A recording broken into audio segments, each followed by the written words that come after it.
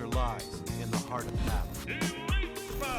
King of Iron Fist Tournament. Mugen TV versus Corner. Welcome to the stage of history retold.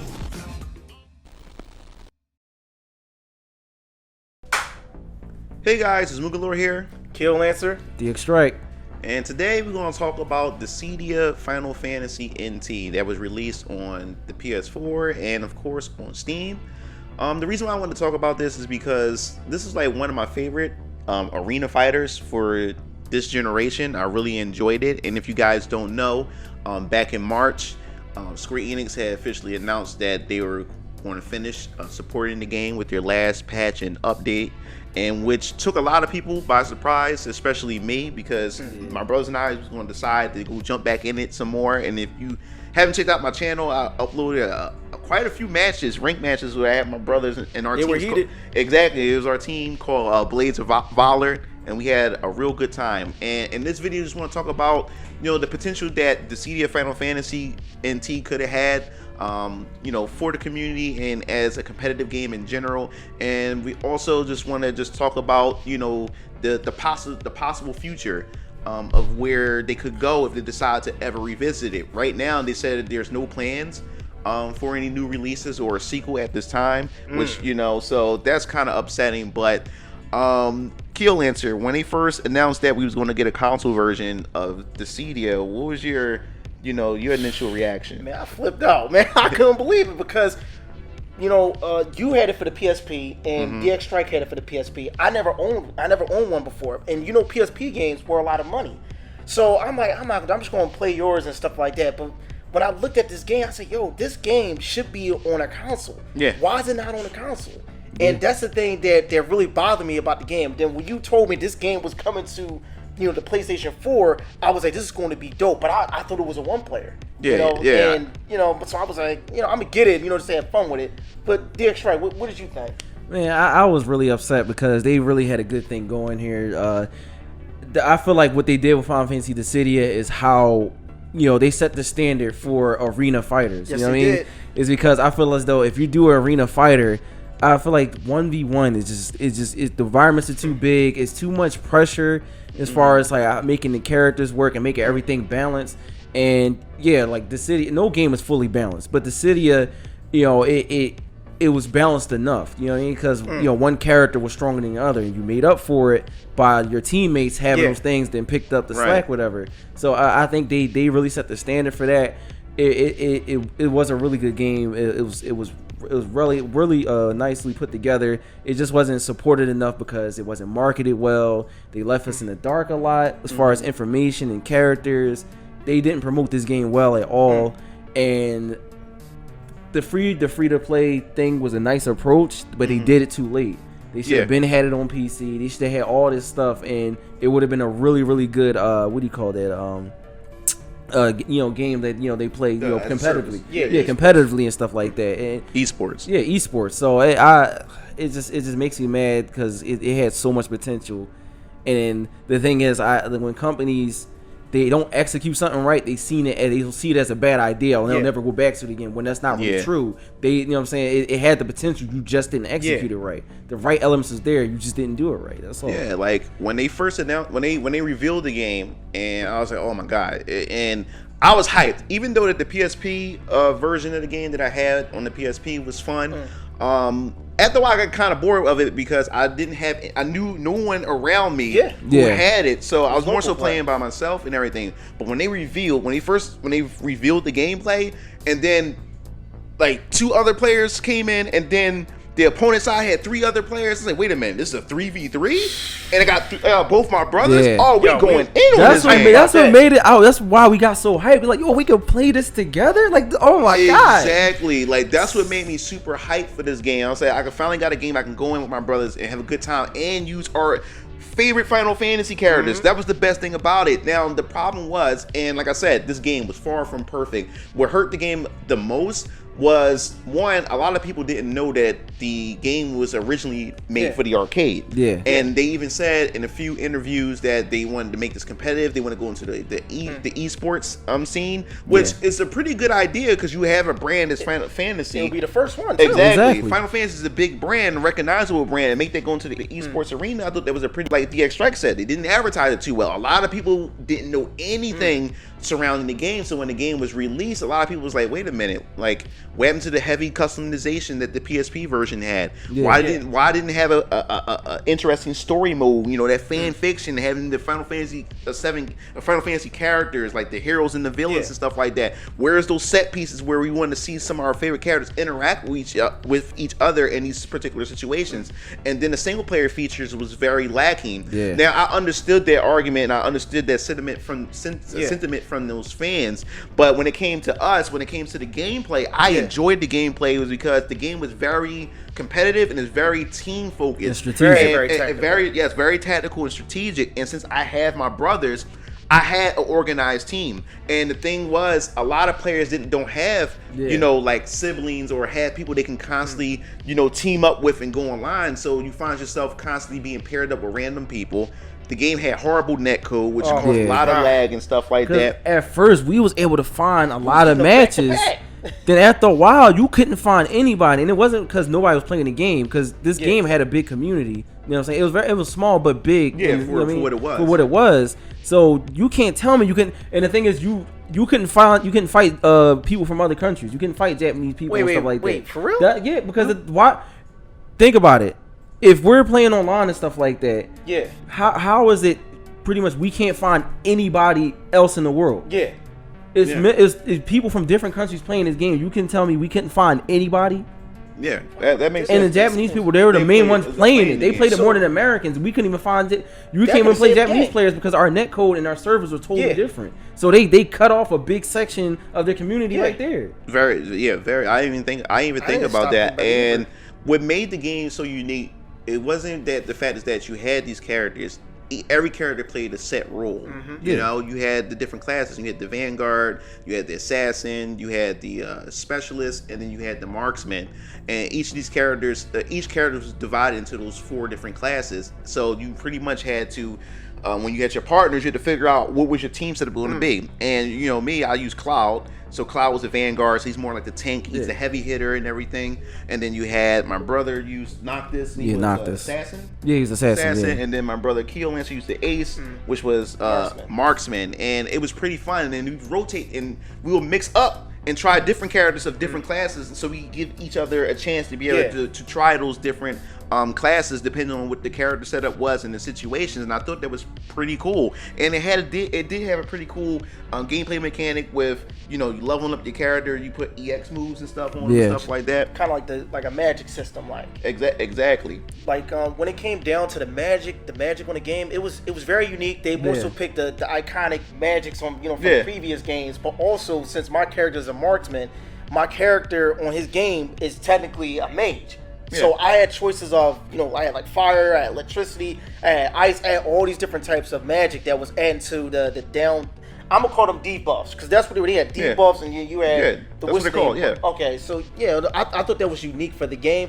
I'm not sure if that was on the previous games though. I can't remember. It's been I years. don't know. They didn't. They didn't have to worry about the whole EX thing. What took priority on the old ones were special moves. Yeah, special moves. They didn't have debuffs. So DX, like, tell them what characters you picked and in their classes and stuff, and what you liked about the characters.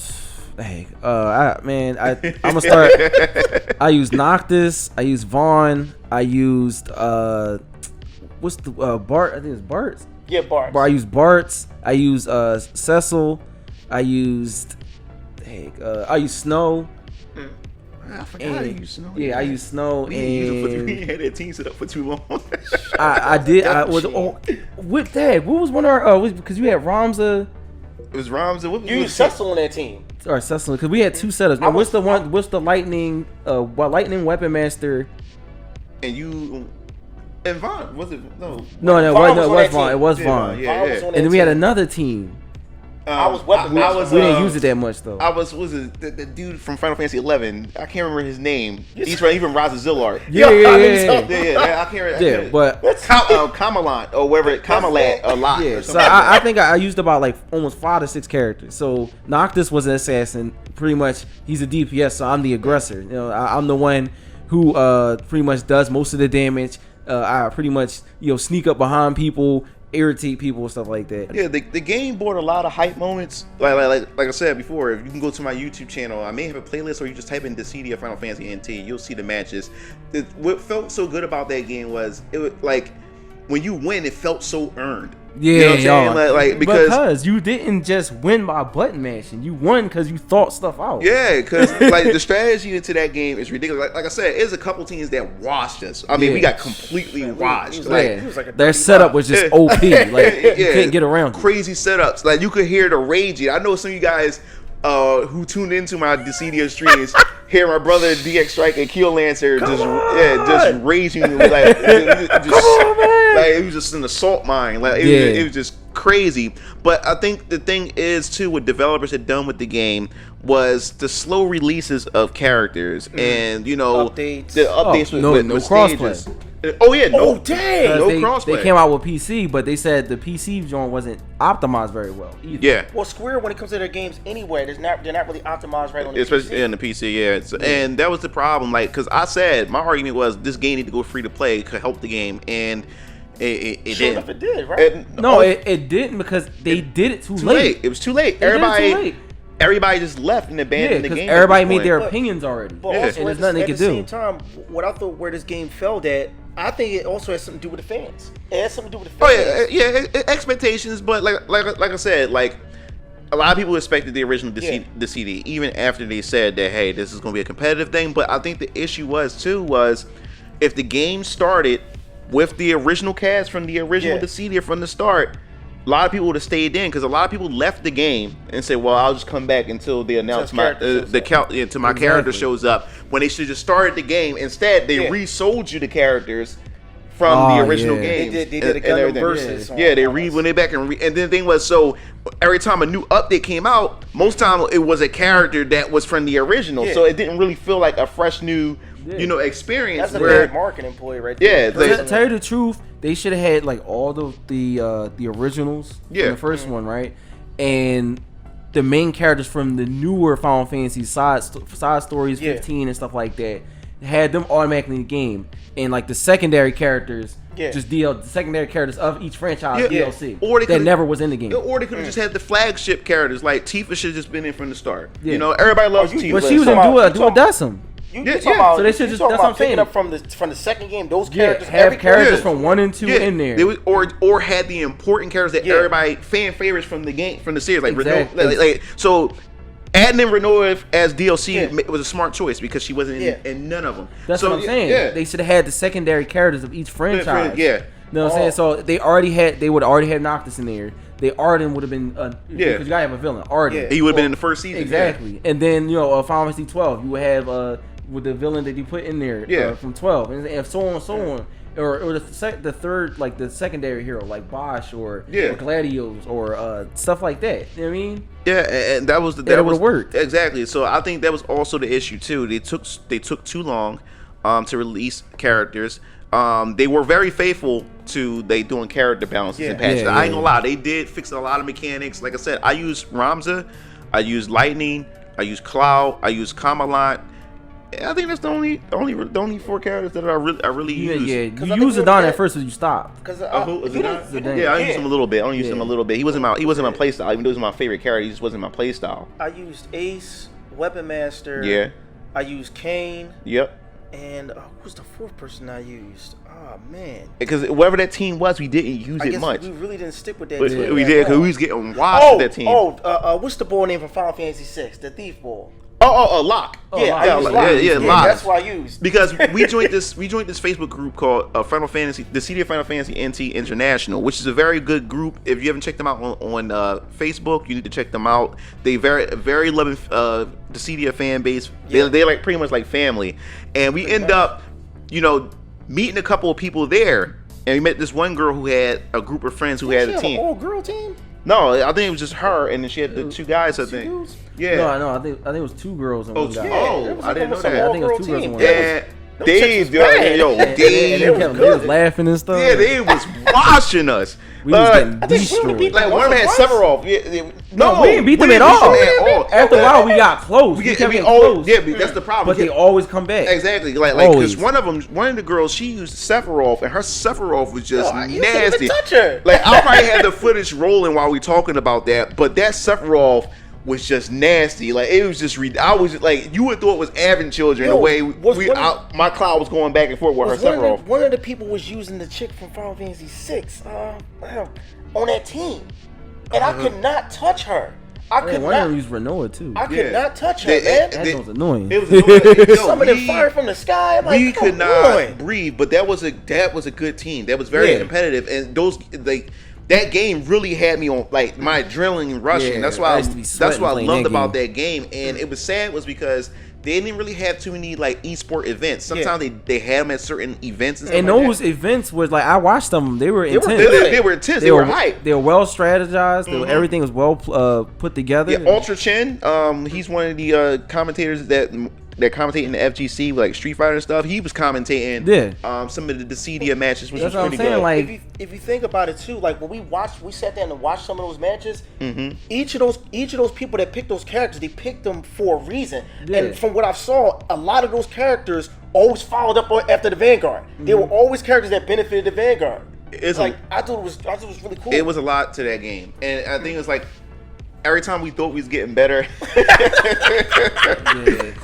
we was getting for the longest we just stopped. We just didn't win. Yeah. Every time we played the game, we just didn't win after that. And another YouTuber who got me really hyped or really interested into Dissidia NT even more was Truth Blaze Seeker. Yeah. He's pretty much like the Maximilian of like Dissidia and Kingdom Hearts and stuff. We used to like that. always go to his channel to study our characters, see the new updates. Yeah, and he also did the translations. Yeah. That was, I saved yes, the stuff from my characters. exactly, because the communication that from Japan to the American audience was just disrespectful. Like every time they had their live streams and podcasts for Dissidia Final Fantasy NT, there was no translations. Like they was only talking to the Japanese audience. Yes, I understand that. You know, I guess you could say the audience for the American side was very small, but they were still dedicated fans and stuff. So I would wake up in the morning, take my daughter to school, and then when the podcast come on or the stream would come on, I would sit there and have no idea what they're talking about. They show the character and you see everything in Japanese, but I just thought it was an insult, is because like there was, but yet out of the blue, we get on the game, you see a random update pop up, and you don't even know what it is. Yeah, exactly. You know what I mean? And that's I feel as though if you're going to sell to 2 different types of audience and stuff like that, everybody should be in the loop. Yeah. Now, I don't care if you're manufacturing for one language and stuff like that. If that's your main audience, you still have all the audiences behind it. So they come first, but still put us in the loop. Don't just send them random stuff and we don't even know what it is. Because Capcom does it with Street Fighter. They make sure they have an English. No, somebody. What I mean when they do it, they have a translator, or they have like American, like a Western division. That's good. That translate or they have a separate, to speak to that audience. Like with Square Enix, they didn't. It was just sloppy. It was not well put together in that regards. If you think about it, Final Fantasy is not a niche franchise anymore. Like it's not. So therefore, you have fans of every nationality that's buying your game. And the thing is, like, you want them to continue to support your game. Yeah. So like I said before, these guys, they wasn't really communicating too well, with the Western audience, and it was kind of a bummer. Like I really enjoyed this game. This game had a lot of potential, and they really dropped the ball.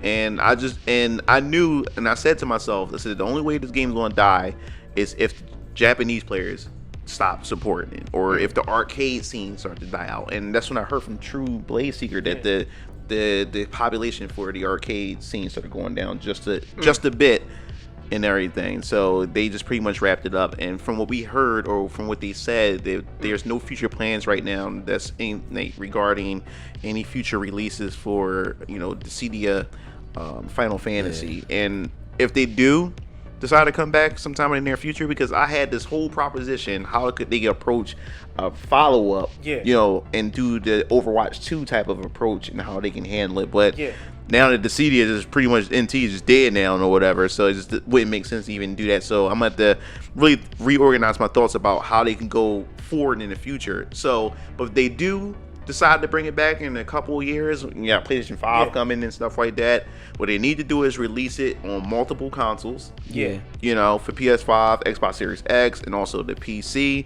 And if Nintendo's gonna probably get another Switch 2 is gonna be hitting the scene by the time they ever decide to release it or whatever. Put it on the Nintendo platform, and this time cater to both fans. Have some single player features and stuff, and a nice fan service, fan fiction type story for the fan. They have those fan fiction type set pieces, and also have a nice competitive scene. You know, organize it much better when it comes to the updates. Have a team for the Western fans, so they can, you know, for translations and stuff like that, so everybody can stay in the loop and start the roster and the base roster with a good, you know, set of characters like that everybody want and everything. And I think it will work. They would have to promote it perfectly, and that's pretty much my thoughts on this whole thing. What do you guys feel about Dissidia Final Fantasy NT? Have you played the game? Have you bought the game? Do you prefer the PSP version of it? I definitely want to hear your thoughts when it comes to that, because I just loved it. My brothers and I enjoyed it, and it's a shame that, you know, we may never hear anything about a potential sequel or anything related to Dissidia Final Fantasy. So make sure you hit that thumbs up button if you like the video. Also subscribe. I have both my brothers' YouTube channels in the description below, so you can click on their channels, check their content out. If you like it, subscribe to them, tell them that MugenLord sent you, and also don't forget the bell to be notified for more gaming related news or anything related to Square Enix and Final Fantasy. This is MugenLord, Kill Lancer, DX Strike, signing off. See you Game Fiends later. Peace out.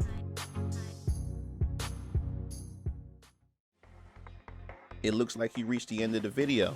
Well, while you're at it, check out some of my other discussion videos by clicking on the annotations below, and don't forget to follow me on other social media platforms to stay up to date with future content. Signing off.